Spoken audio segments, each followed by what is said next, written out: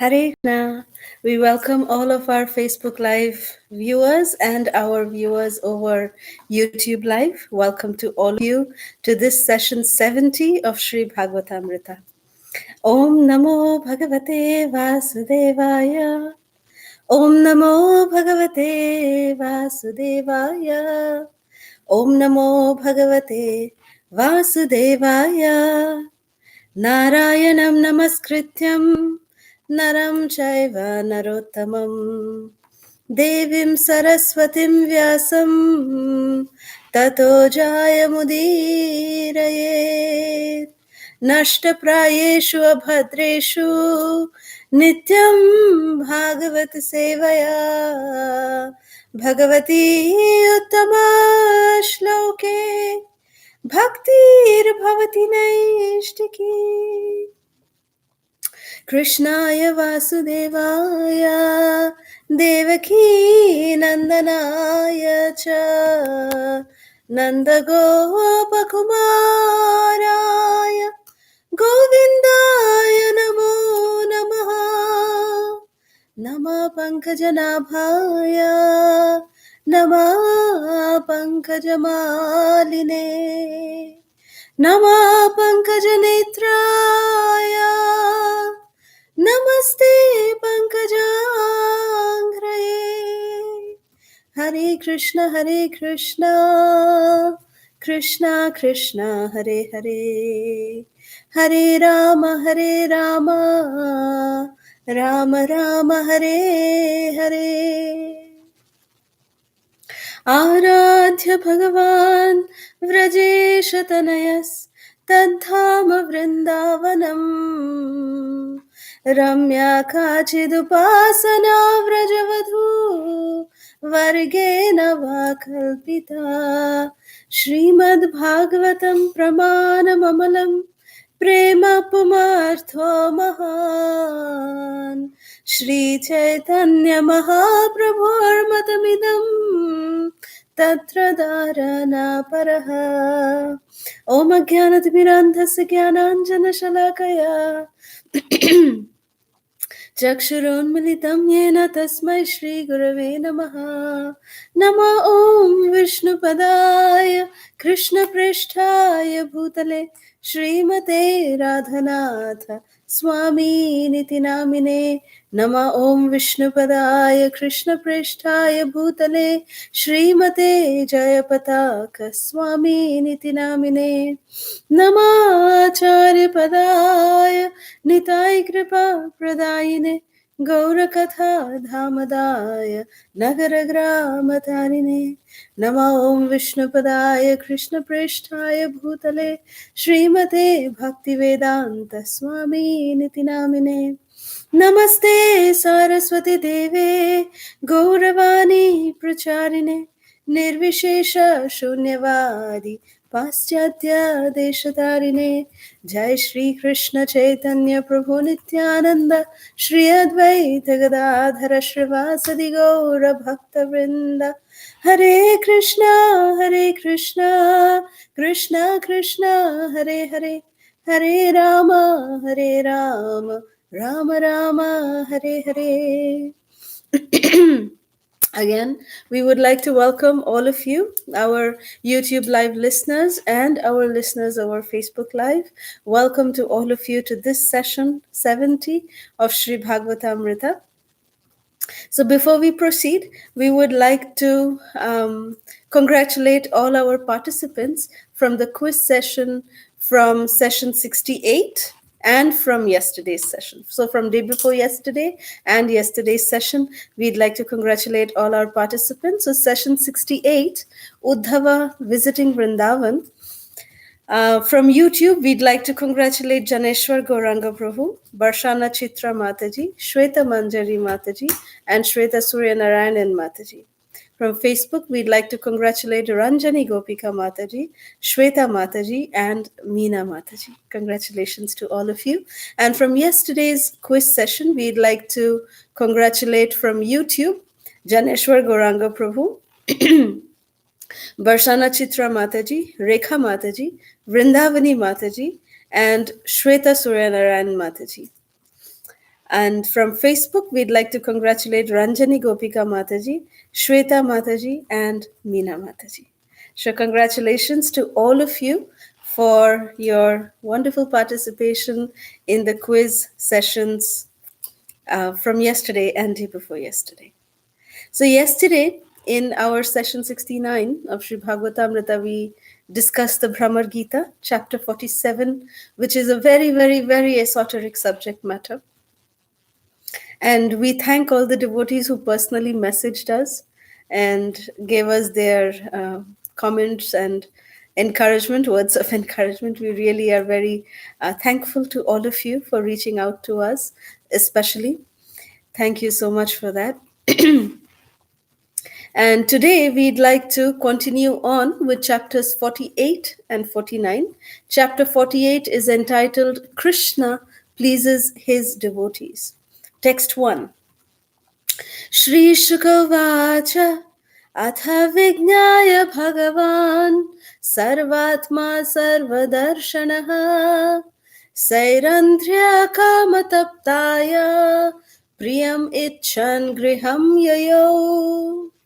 Srila Shukadev Goswami said, next, after assimilating Uddhava's report, Lord Krishna, the Supreme Personality of Godhead, the omniscient soul of all that be, desired to satisfy the serving girl Trivakra, who was troubled by lust. Thus he went to her house. So here,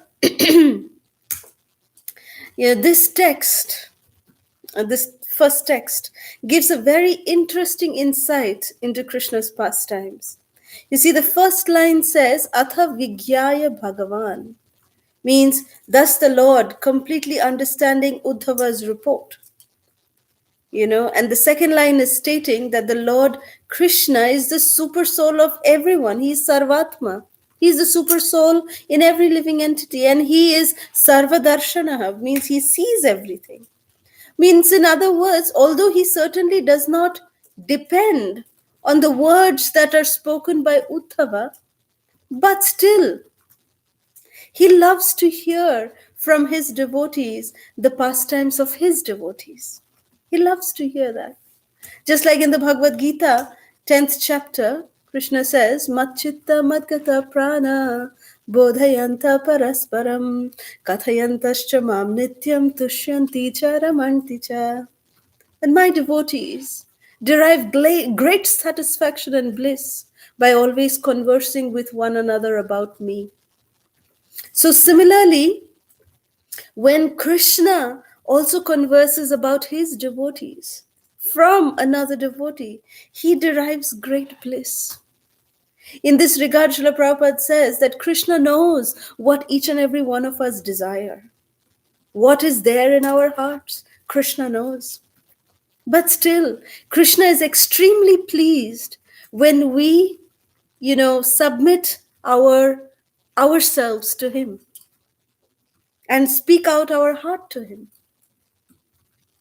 That is something that Krishna really desires. That we consider Krishna to be our dearly beloved friend and well-wisher, Suridam Sarvabhutanam.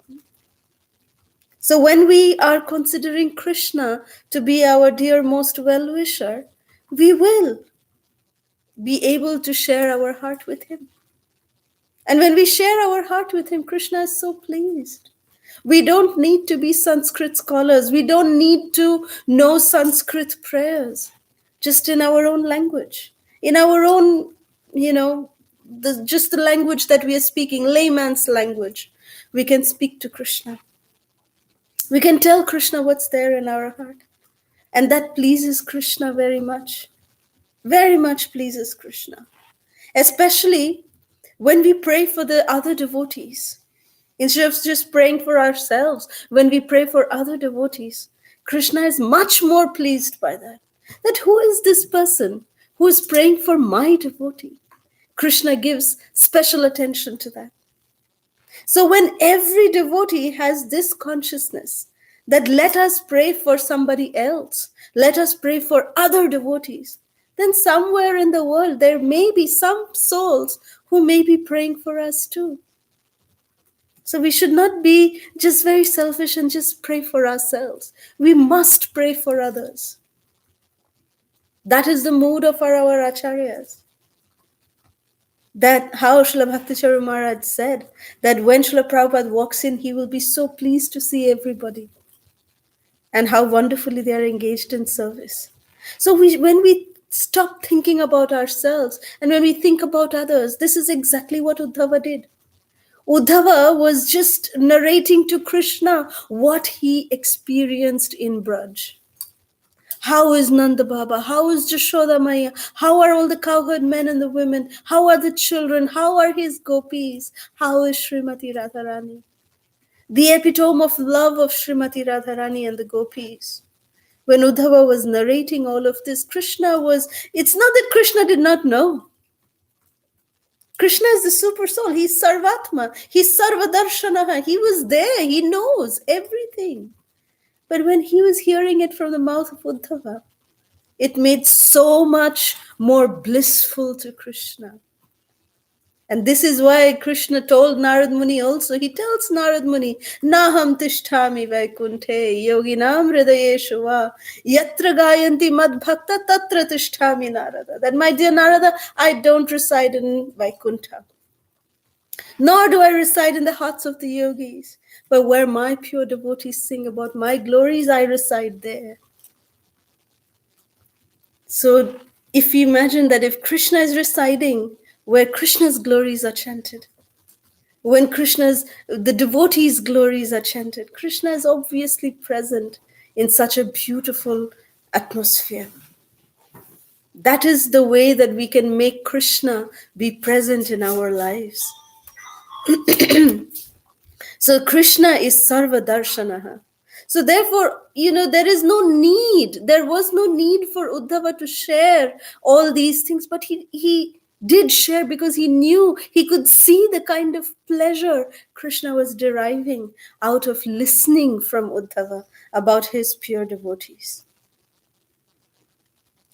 So it is explained that in the next two verses it was explained, next two lines of the first verse, it was explained that Krishna therefore desired now, after listening everything from Uddhava, after getting all the reports, after hearing about the Brahmar Gita from Srimati Radharani, Uddhava, when he narrated all of that, Krishna said, yes, now I have received the permission of Srimati Radharani to give my mercy to others. So immediately Krishna decided to go and reciprocate with Trivakra, with Kubja. So, and was going to free her from her material bondage. So Srila Prabhupada, in his Krishna book, in relation to this chapter, Srila Prabhupada says that for days together, here in Srimad Bhagavatam, this point is not mentioned, but here Prabhupada, he clearly mentions this. Prabhupada is saying that for days together, Krishna heard from Uddhava all the details of his visit to Vrindavan. So not just in one sitting, or not just in one conversation, but for days together, Krishna heard from Uddhava about the details of his visit to Vrindavan, especially the condition of Nanda Baba, Jashoda Maya, and the gopis. Lord Krishna was fully satisfied that Uddhava was able to solace them by his instructions and by his loving words, and the message was delivered to them. So Krishna was fully satisfied. And more satisfied Krishna is that the actual purpose for which Krishna sent Uddhava, that was realized. That Uddhava was now a prema bhakta. He was transformed into a prema bhakta, that out of spontaneous love for Krishna, he came back drenched with spontaneous love for Krishna. So then, this purpose being served, then Krishna decided, okay, now let me go to the house of Kubja, the hunchback woman who had given me sandalwood pulp, and she desired my association. So let me now go and fulfill her desire. So then text 2 says, Trivikra's home was opulently appointed with expensive furnishings and replete with sensual accoutrements meant to inspire sexual desires. There were banners, rows of strung pearls, canopies, fine beds, and seating places, and also fragrant incense, oil lamps, flower garlands, and aromatic sandalwood paste. So Krishna came to the house of Kubja. And this is the description. Srila Vishwanath Chakravarti Thakur adds that amongst all of her paraphernalia also included some herbal aphrodisiacs. It is not hard to guess Trivikra's intention. Yet Lord Krishna went there to save her from material existence, to just save her. So Srila Prabhupada, we wanted to see what Srila Prabhupada is saying in the Krishna book.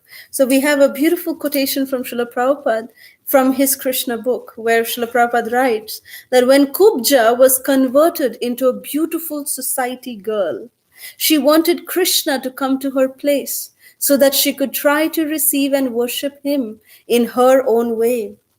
Society girls generally try to satisfy their clients by offering their bodies for the men to enjoy. But this society girl, Kubja, was actually captivated by a lust to satisfy her senses with Krishna. So when Krishna desired to go to the house of Kubja, Srila Prabhupada continues to write that he certainly had no desire for sense gratification. By supplying the sandalwood pulp to Krishna, Kubja had already satisfied Krishna's senses.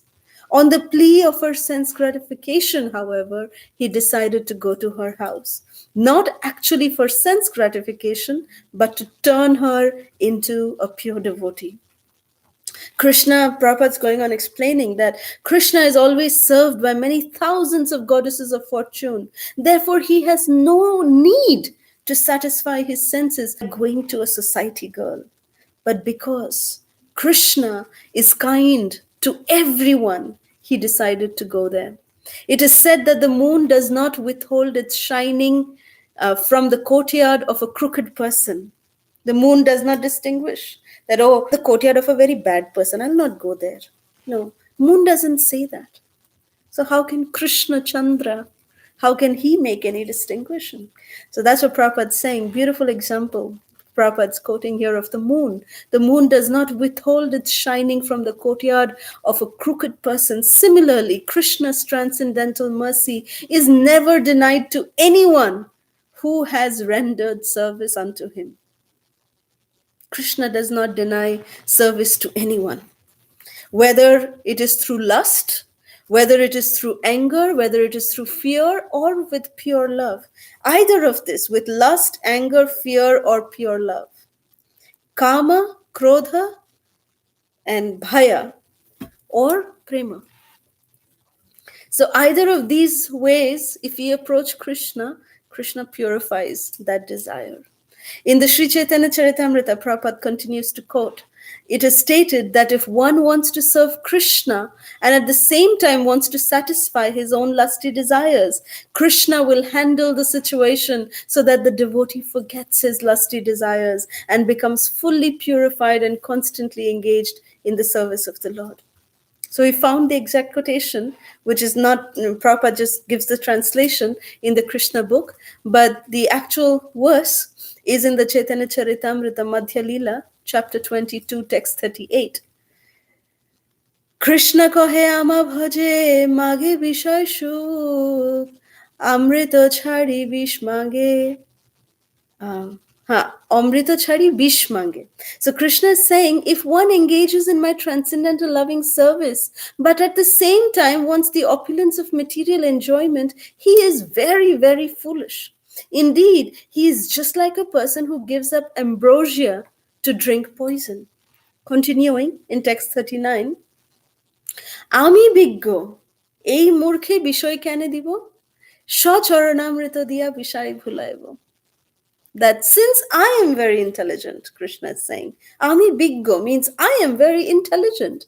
Why should I give this fool material prosperity? Bishoy kene dibo. Instead, I shall induce him to take the nectar of the shelter of my lotus feet and make him forget illusory material enjoyment. Shacharanamrita diya bishoy bhulaibo. This is how merciful Krishna is. That, if we approach Krishna with any kind of, desires which are not pure in nature, Krishna takes care of it. He purifies it. He gives us the taste of the nectar of his lotus feet. Swacharanamrita. Diya Vishaya Bhulaivo. I'll make them forget all kinds of material enjoyment. So that is what Srila Prabhupada quotes in the Krishna book. And that was the reason why Krishna visited the home of Kubja or Trivakra. So text 3 continues. Shukadev Goswami is saying that when Trivikra saw him arriving at her house, she at once rose from her seat in a flurry, coming forward graciously with her girlfriends. She respectfully greeted Lord Achyuta by offering him an excellent seat and other articles of worship. Text 4. Uddhava also received a seat of honor, since he was a saintly person, but he simply touched it and he sat on the floor. Then Lord Krishna, imitating the manners of human society, quickly made himself comfortable on an opulent bed. So Uddhava, he felt reverence for Krishna, and thus he declined to sit on an opulent seat in the presence of his Lord. So rather, he just touched the seat, offered obeisances to the seat, and he sat on the floor. And Srila Vishwanath Chakravarti Thakur adds that Lord Krishna, he made himself very comfortable on a bed located in the inner chambers of Trivikra's home. Text 5 says, Trivakra prepared herself by bathing, anointing her body and dressing in fine garments, by putting on jewelry, garlands and perfume, and also by chewing betel nut and so on. She then approached Lord Madhava with shy, playful smiles and loving glances. Text 7 says, very important verse, text 7. Simply by smelling the fragrance of Krishna's lotus feet, Trivakra cleansed away the burning lust Cupid had aroused in her. With her 2 arms, she embraced Sri Krishna, the personification of bliss, and thus she gave up her long-standing distress. So Srila Prabhupada, he writes in his Krishna book that simply by having previously supplied sandalwood pulp to the Supreme Lord Krishna, just by doing this one small service to Krishna, Kubja became free from all sinful reactions and got the eligibility to enjoy with him in service. And simply by smelling the fragrance of the lotus feet of Krishna, she was immediately relieved of all lusty desires. Immediately relieved of all lusty desires. Text 9 says, Trivikra is saying, Oh, my beloved Lord, please stay here with me for a few more days and enjoy with me. I cannot bear to give up your association, O lotus-eyed one. Text 10, Krishna is saying, promising her the fulfillment of her desire, considerate Krishna, Lord of all beings, paid Trivakra his respects and then returned with Uddhava to his own supremely opulent residence. So considerate Krishna. So Krishna definitely considered. He didn't say, no, I'm not going to come back again. He didn't say that. So Krishna said, no, now I need to go, but we'll see. We will come back. Like that. So promising, the fulfillment of her desire, Krishna left. So then text 12 goes on to explain that then Lord Krishna, wanting to have some things done, went to Akrura's house with Balaram and Uddhava. The Lord also desired to please Akrura. So how Krishna is, actually he is Bhakta Vatsala. If you may remember when Krishna and Balaram were being brought by Akrura into Mathura, and as soon as they entered Mathura, Krishna and Balaram, what did they tell Akrura? Akrura said, please, my lords, come to my home and you can rest there. And Krishna and Balaram said, no, my dear uncle, we will come later. Now let us go and see the city. We want to go and see the city. They did not go at that time. But Krishna remembered his promise. Krishna doesn't just say anything for the sake of saying. Krishna never does that. When Krishna says something, he actually carries it out. When he says that he will come, he will make sure that he comes. That is Krishna's promise. That is the promise of the devotees also. So he is Bhaktavatsala, and therefore, just to fulfill the desire of Akrura that he had promised, that he will come and visit Akrura's home, he is fulfilling that promise. So when Akrura saw Krishna, Balaram, and Uddhava, his own relatives, Akrura was the elderly relative of Krishna, Balaram, and Uddhava.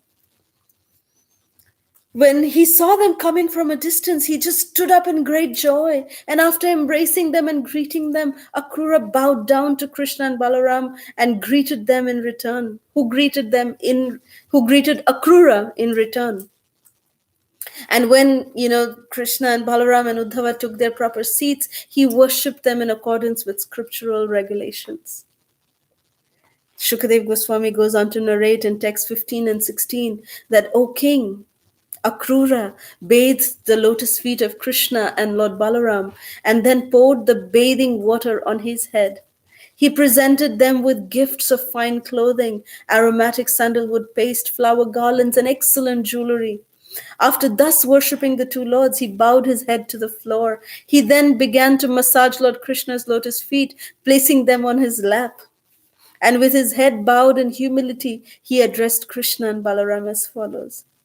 Can we imagine the greatest fortune of Akrura? Akrura was able to place Krishna's lotus feet upon his own lap and massage Krishna's lotus feet. That was the fortune of Akrura. So what Akrura must be feeling at that moment? That, the personality whom he is, his entire life, Akrura was waiting for this moment. That when he is going to receive the Lord and serve the Lord, and that moment had arrived. And Akrura was, it was the fulfillment of all his desires, of all his austerities, of all his prayers. This was the fulfillment. This was the moment that was the fulfillment. So Akrura says, it is my good fortune that you two lords have killed the evil Kamsa and his followers, thus delivering your dynasty from endless suffering and causing it to flourish. Then from text 17 to 27 of this chapter, Akrura glorifies Krishna and Balaram with a grateful heart and loving prayers. Some of them are, one of them is, text 25, Akrura is saying, today, O Lord, my home has become most fortunate because you have entered it. As the supreme truth, you embody the forefathers, ordinary creatures, human beings and demigods, and the water that has washed your feet purifies the three worlds. Indeed, O transcendental one, you are the spiritual master of the entire universe. So beautifully, Akrura is glorifying Krishna and Balaram. So Srila Shukadev Goswami continues that thus being worshipped and fully glorified by his devotee, the Supreme Lord Hari smilingly addressed Akrura, completely charming Akrura by his sweet words. Krishna's words are so sweet. He can enchant anybody. Anybody can be enchanted by the sweet talks of Krishna. That's why the gopis pray, Madhuraya Gira Valguvakyaya Budhamanognaya Pushkari Kṛṣṇa. Krishna, every word Krishna speaks is so sweet. It is so nectarian. It's so charming. It just captivates the heart. Imagine how these souls are so fortunate to be able to receive the direct audience of Krishna. We may not have that good fortune, but we do have very, very great fortune because we have the representative of Krishna, Sri Guru, with whom we are present on the same planet while he is present on that same planet along with us. Sometimes we are in the same room as him. And the Guru also speaks, even if he just says Hare Krishna, just that two words, Hare Krishna, it just is so charming, it just nourishes us, satisfies us. That is the glory of the representative of Krishna, who is non-different from Krishna. He is Sakshad Hari. The Guru Vargas, they are Sakshad Hari. This is what we sing every day in the morning, the prayers of Srila Vishwanath Chakravarti Thakur in the Guru Ashtakam, that, the spiritual master is non-different from Krishna. And therefore, when we worship the spiritual master, just like the way Akrura worships Krishna, then we get the same kind of reciprocation from the spiritual master too. It's on the same level. So this is how we can realize what Akrura must be feeling. So Krishna then spoke very beautifully, very charmingly to his uncle, Akrura. See what Krishna is saying. Text 29, the Supreme Personality of Godhead said, "My dear uncle, you are our spiritual master, our paternal uncle, and our praiseworthy friend. And we are like your sons, always dependent on your protection, sustenance, and compassion." Here, Akrura was addressing Krishna that you are our protector. You have come to protect all of the Yadu Vamshas by killing Kamsa, by protecting all of us. But what is Krishna saying in reciprocation? That we are, you are like our guru. You are our spiritual master. You are our paternal uncle. And you are our praiseworthy friend. So 3 positions are given and offered to Akrura: of the guru, of the paternal uncle, and friend. And we are like your sons, always dependent on your protection, sustenance, and compassion. How beautifully Krishna is reciprocating with Akrura. And then he goes on to explain that you are indeed the best of our friends. So please go to Hastinapur and, as the well-wisher of the Pandavas, find out how they are doing. So Krishna is giving a very, very confidential mission to Akrura by telling him that you are the best of our friends and you are the perfect kind of Kshatriya. So therefore, I want you to go to Hastinapur. And, because, I know that the Pandavas are having some trouble, find out how they are doing. So then Krishna goes on to explain that we have heard that when their father passed away, the young Pandavas were brought with their anguished mother to the capital city of by King Dhritarashtra, and that now they are living there. Indeed, this weak-minded Dhritarashtra, the son of Ambika, has come under the control of his wicked sons, and therefore that blind king is not treating his brother's sons fairly. So go and see whether Dhritarashtra is acting properly or not. When we find out, we will make the necessary arrangements to help our dear friends. So did Krishna not know? Obviously, Krishna knew everything. But still he is sending Akrura with a purpose into Hastinapur.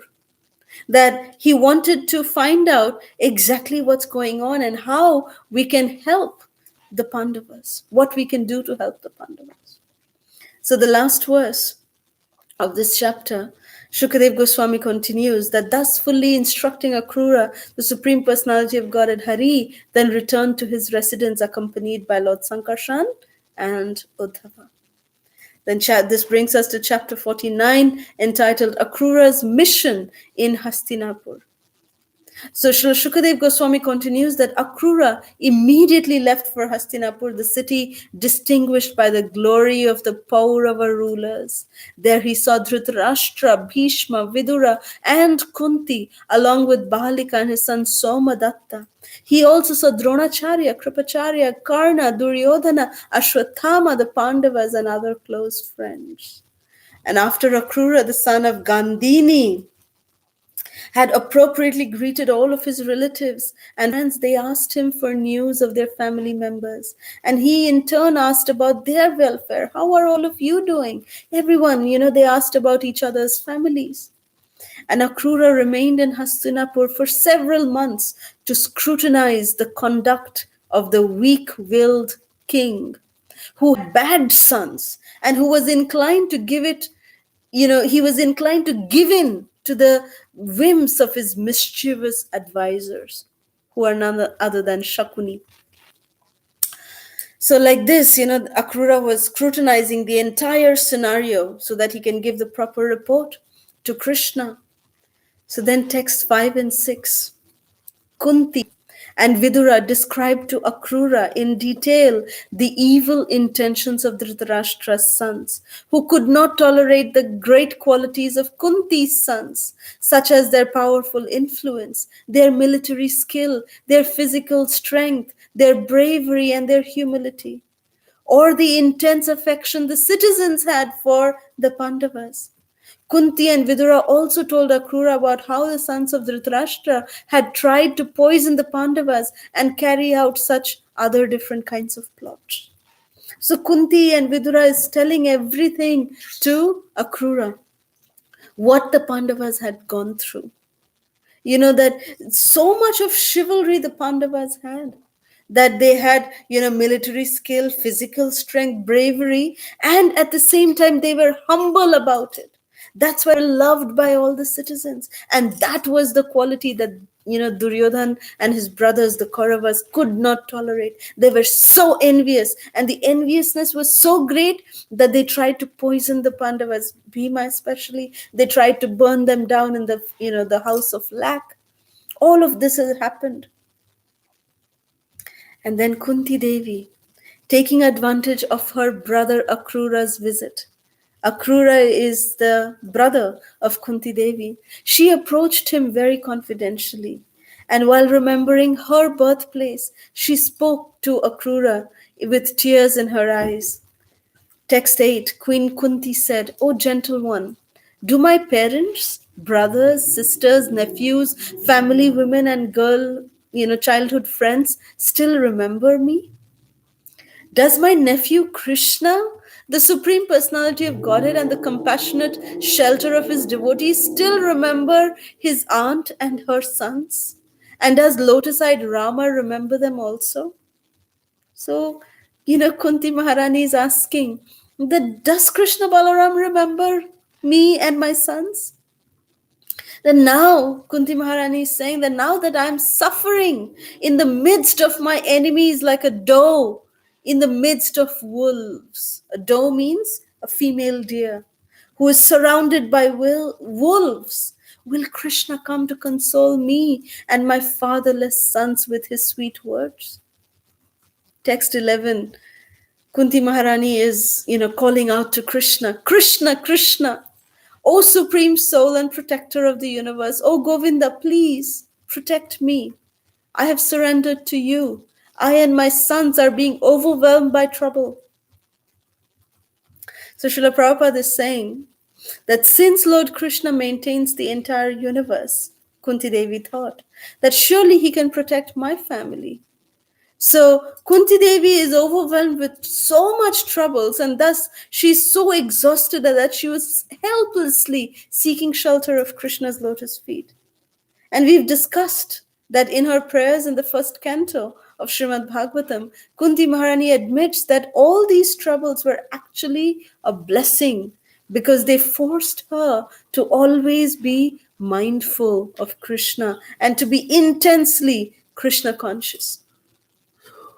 So text 14, Srila Shukadeva Goswami continues that thus meditating on her family members and also on Krishna, the Lord of the universe, your great-grandmother Kunti Devi began to cry out in grief, O king. You see how Shukadeva Goswami is so mercifully relating Kunti Devi as Parikshit Maharaj's great-grandmother. So beautifully he is making that connection, that to remind Parikshit Maharaj that, my dear Parikshit, don't worry, you are in good hands. You belong to a great lineage. You are related to Krishna. So you come from a great lineage, my dear Parikshit. So you should not have any kind of trouble. So that's why he's giving, Shukadeva Goswami is reminding Parikshit Maharaj again and again about his connection to his great-grandmother Kunti Devi like this. So both Akrura, who shared Kunti Devi's distress and happiness, and the illustrious Vidura. So both Akrura and Vidura consoled Queen Kunti by reminding her of the extraordinary way her sons had taken birth. So Akrura and Vidura were reminding Queen Kunti that her sons are born of the heavy gods, and thus they could not be vanquished. Nothing can trouble them like ordinary mortals. In fact, an extraordinary victory awaited this most extraordinary family. This was the assurance that Akrura and Vidura gave to Kunti Devi. Text 16, the ardent affection King Dhritarashtra felt for his sons had made him act unjustly toward the Pandavas. So just before leaving from Hastinapur, Akrura approached King Dhritarashtra, who was seated amongst his friends and supporters, and related to him the message that Lord Krishna and Lord Balaram had sent out of friendship. Now let's see how tactfully, Akrura speaks like a perfect messenger, with, polished words coming out of his mouth, but with hidden meanings, with, actually meaning something totally different. So text 17, Akrura says that, "Oh, my dear son of Vichitra Virya, O enhancer of the Kuru's glory, your brother Pandu having passed away, you have now assumed the royal throne." It looks very good. This is what Akrura told. He seems to be glorifying Dhritarashtra. But Srila Vishwanath Chakravarti Thakur explains that Akrura was actually speaking ironically, since the young sons of Pandu should actually have been occupying the throne. When Pandu died, they were too young to immediately govern, and so Dhritarashtra ascended the throne and the sons were put under Dhritarashtra's care. But now sufficient time had passed and their legitimate rights should have been recognized. So this is the hidden meaning in Akrura's first statement, that you are sitting on a throne that rightfully belongs actually to the Pandavas. They are now of proper age. So why don't you leave the throne and ask, Yudhishthir Maharaj to sit on the throne? Text 18, Akrura continues that by religiously protecting the earth, delighting your subjects with your noble character, and treating all your relatives equally, you will surely achieve success and glory. So Akrura is saying that if you do all this, if you treat all your relatives equally, if you are of noble character, then you will definitely achieve success and glory. If you don't cheat people, if you are not treating everyone properly, then you will definitely achieve success. And then text 19, he's again saying, if you don't do this, people will condemn you in this world. And in the next life, you will enter the darkness of hell. Remain equally disposed, therefore, towards your sons and the sons of Pandu. So Dhritarashtra's entire problem was that was of his excessive attachment to his own nasty sons. So that was the fatal flaw that caused Dhritarashtra's downfall. So there was no lack actually of good advice, from all sides that Dhritarashtra received. There was Vidura, there was Bhishma, and now here's Akrura, they're all coming and giving Dhritarashtra good counseling. But Dhritarashtra, because of his attachment to power, because of his over-attachment to power, to his sons, and all combined with envy towards the Pandavas, which had the root in envy towards Pandu, that he thought that Pandu is younger to me. Why did he get the throne? I should be the rightful person who should have got the throne. All of this combined, he could not take the good counseling which was given to him from all different directions. So Akrura finally says that a fool indulges in sin to maintain his life, wealth and children and other relatives, because he thinks these things are mine. In the end, however, these very things all abandon him, leaving him frustrated. So Akrura kind of predicted the future of Dhritarashtra. That if Dhritarashtra doesn't change the way he is working, then he is going to be frustrated. And for whom he is doing all of that, they will also abandon him. And that's exactly what happened. Dhritarashtra was so much in love with his own sons, but his own sons hated. They did not even like, Duryodhana hated his father. So he never got anything from anywhere. He was just completely frustrated all the time. That was the condition of Dhritarashtra. So then Dhritarashtra said, now Dhritarashtra is responding. In text 26, he's saying, "O master of charity, I can never be satiated while hearing Krishna Chaitanya, excuse me. I can never be satiated while hearing your auspicious words. Indeed, I am like a mortal who has obtained the nectar of the gods." In the opinion of Vishwanath Chakravarti Thakur, Dhritarashtra was in fact very proud. And he felt that he knew everything that Akrura was speaking. But to maintain diplomatic gravity, he spoke like, as if he was a saintly gentleman. So he felt that, why is Akrura telling me all these things? I already know these things. That's why he was speaking in a very diplomatic way. So he said that, Dhritarashtra continues to say that, even so, gentle Akrura, because my unsteady heart is prejudiced by affection for my sons, these pleasing words of yours cannot remain fixed there, just as lightning cannot remain fixed in a cloud. Dhritarashtra knows what kind of situation he is in. There's a saying in Bengali which is called as Gan Papi. There is some people who don't know what they're getting into. By, not knowing, they, unknowingly they commit some, offenses or sins or whatever. But there are some people who know what they're doing and still they do it. And such a person was this Dhritarashtra. So, dangerous. Such people are very, very dangerous. And Dhritarashtra continues to say that, who can defy the injunctions of the Supreme Lord, who has now descended in the Yadu dynasty to diminish the earth's burden? So Shukadev Goswami is saying that, having thus appraised himself of the king's attitude, Akrura, the descendant of the Yadus, took permission from his well-wishing relatives and friends and returned to the capital of the Yadavas. He came back to Mathura because he came to know that Dhritarashtra is just such a hollow person. He knows that Krishna is the supreme. He knows everything. He knows what is his situation also. He knows what he is doing is not the right thing. But still, he's like as if forced by his own senses to act the way he was acting.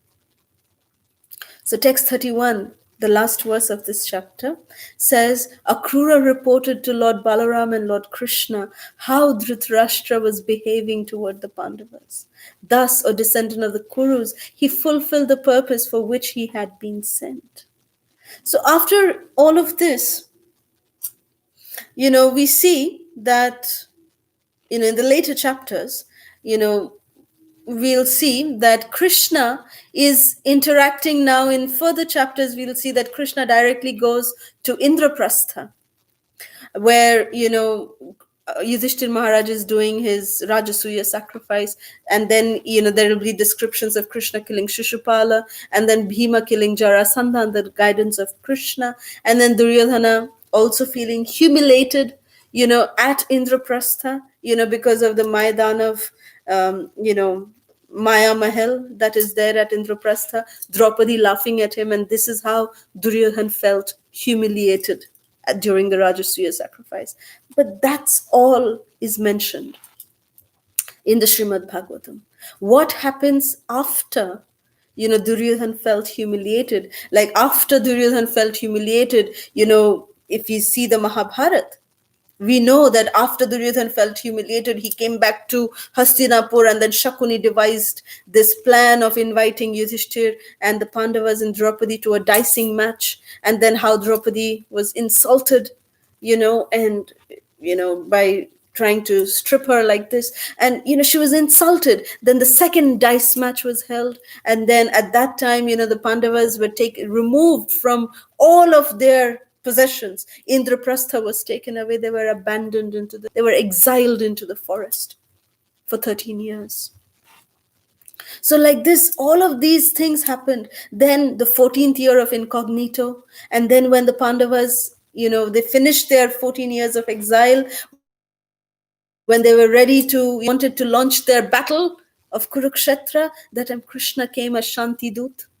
And then he asked for 5 villages. Duryodhana refused. Then the battle of Kurukshetra took place. The most important aspect of Krishna's life is the speaking of the Bhagavad Gita to his dear friend and devotee Arjuna.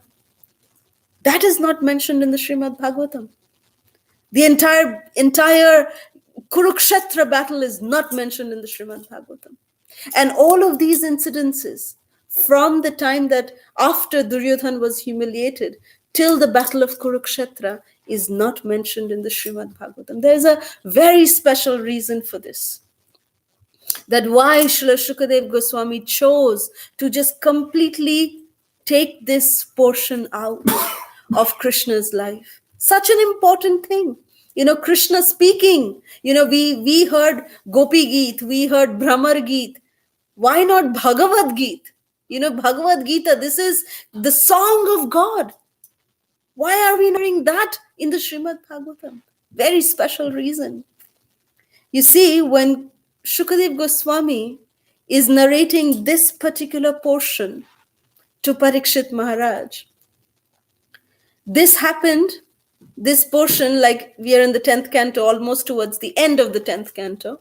This would have been around the 5th or the 6th day of Parikshit Maharaj listening to the Srimad Bhagavatam. And if Shukadev Goswami would have narrated all of these, the atrocities that happened on the Pandavas, Parikshit Maharaj would be very, very disturbed. He would become overwhelmed with grief. He would think that, oh, my grandfathers, they suffered so much. My grandmother Draupadi, she suffered so much. So Shukadev Goswami couldn't allow, Parikshit Maharaj to feel like this. And very, very tactfully, Shukadev Goswami completely avoided even the Bhagavad Gita, even the Kurukshetra war, because in the battlefield of Kurukshetra, Parikshit Maharaj's dearly beloved father, whom he did not even get a chance to see, Abhimanyu, was killed. Parikshit Maharaj had never even seen Abhimanyu. He was killed in that battlefield of Kurukshetra. So if Shukadev Goswami would have started narrating any of this, Parikshit Maharaj would have been completely overcome with so much of grief, so much of sadness would have overcome him. And he would have only 2 more days till the Takshaka bird was coming to take away the life of Parikshit Maharaj. So Shukadev Goswami, out of his mercy, out of his compassion to Parikshit Maharaj, he completely avoided to talk about these narrations. That, let me not give any kind of tribulations, any kind of distress to Parikshit Maharaj. Let him go with good thoughts. Let him go with positive thoughts. Let him go with, thoughts which will enhance his devotion to Krishna. So that is the reason why Parikshit Maharaj was not told all these gruesome acts which own family members. It would have brought great trouble to the heart of Parikshit Maharaj, during that final moments of his, life. That's why Srila Shukadev Goswami, out of his compassion, completely skipped that entire narration. So with this, today, we will end our session. Tomorrow, we will continue again with, how Krishna, Prabhu will very beautifully narrate the pastime of Krishna establishing the city of Dwarka, the deliverance of Muchukunda. So please stay tuned for tomorrow's session. So before we take any questions for today, we'd like to share with all of you the quiz questions for today's session. Where does Krishna actually reside as told to Narad Muni? Second question, what was the real reason for Krishna to visit Kubja's house? Third, what was Akrura waiting for his entire life? Fourth, what are the different kinds of sweet talks of Krishna? Fifth, what was the mission given by Krishna to Akrura? Sixth, what was the quality that made Pandavas dear to everyone? Seven, why did Shukadev Goswami not mention about the battle of Kurukshetra and the Bhagavad Gita in the Srimad Bhagavatam? So these are the quiz questions for today.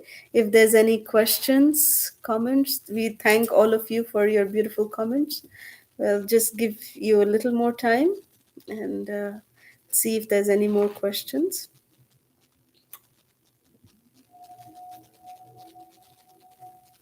Any questions on Facebook?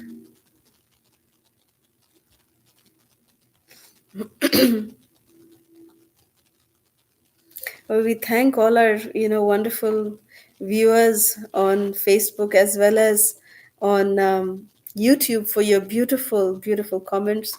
Very encouraging to us. So we thank all of you for your association today.